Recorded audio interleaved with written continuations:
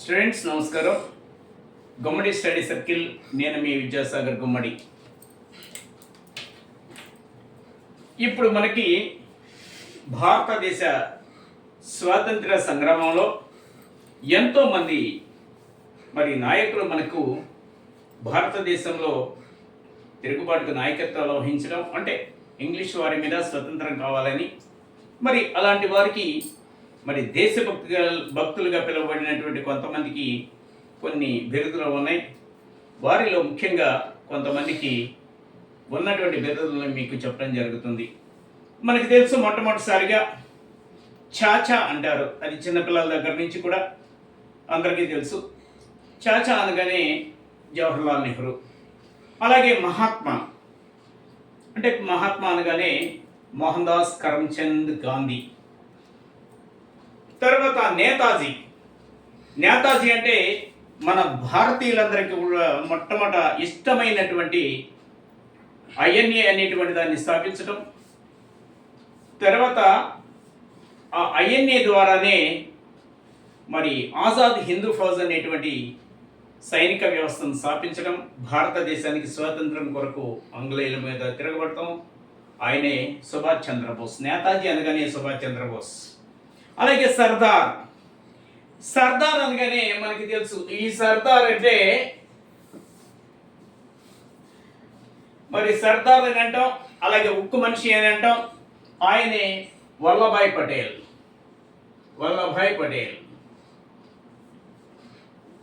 అంటే గుజరాత్లో పుట్టారు ఈయన వల్లభాయ్ పటేల్.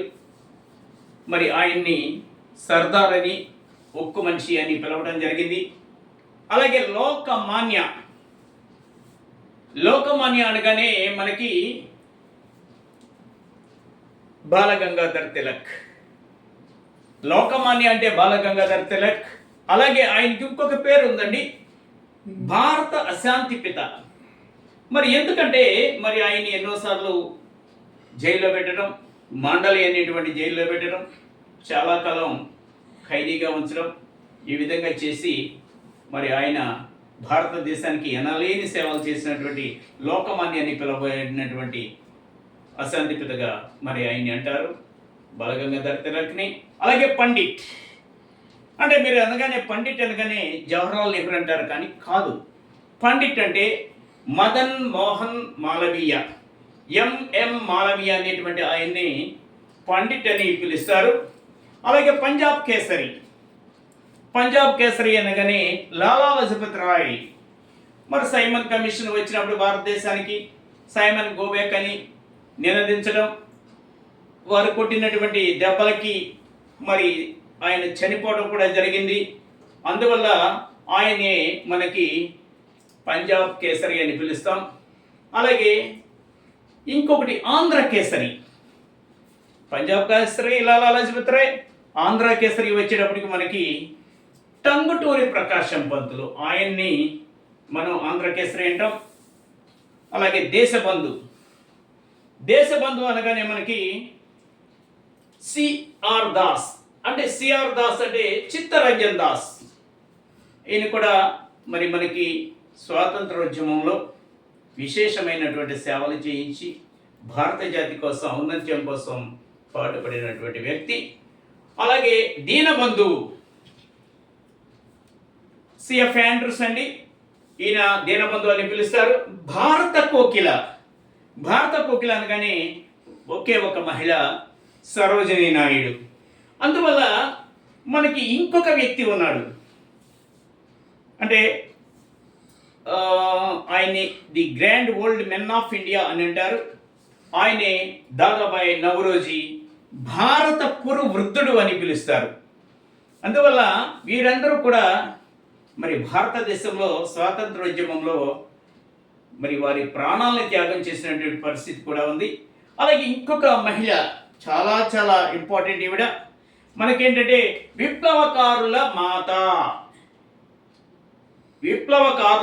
అంటే వారందరికీ కూడా తల్లి లాంటి ఆవిడ.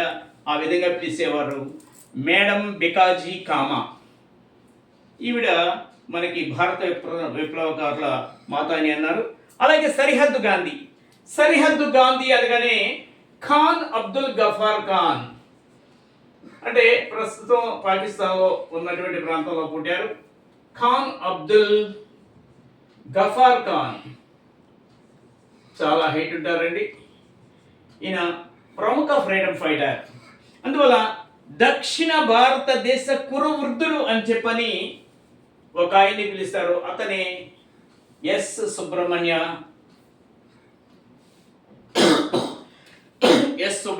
అయ్యంగార్. అందువల్ల మనకి చాలా చాలా ఇంపార్టెంట్ ఇప్పుడు చెప్పబోయేటువంటి వారు లాల్ బాల్ పాల్. లాల్ అంటే లాలా లజపతి రాయ్, బాల్ అంటే బాల గంగాధర్ తిలక్, పాల్ అంటే బిపిన్ చంద్ర పాల్.